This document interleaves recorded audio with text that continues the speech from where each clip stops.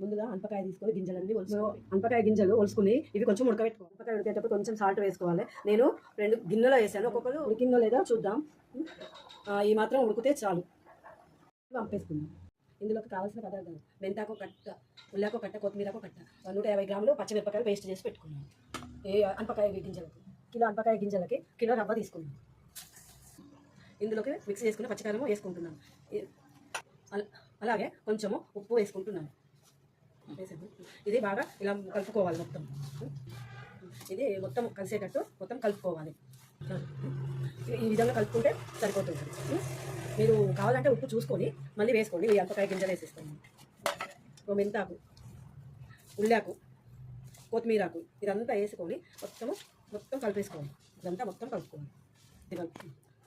చెప్పాలి. డిసెంబర్ అంటేనే మనకు గుర్తుకొచ్చేది అనపకాయ కుడుములు.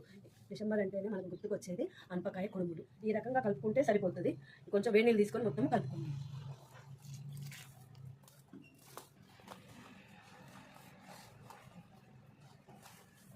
ఇలా ముద్దలు చేసుకొని ఇడ్లీ పాత్రలో నూనె పాత్ర వాటికి అన్నిటి కొంచెం నూనె రాసి ఇలా చేసుకొని కుడుములు ఇలా పెట్టుకోవాలి. ఇలా అన్ని ప్లేట్లలో చేసుకొని పెట్టేసుకోవాలి. కుడుములని ఇందులో ఇడ్లీ పాత్రలో పెట్టుకుందాం.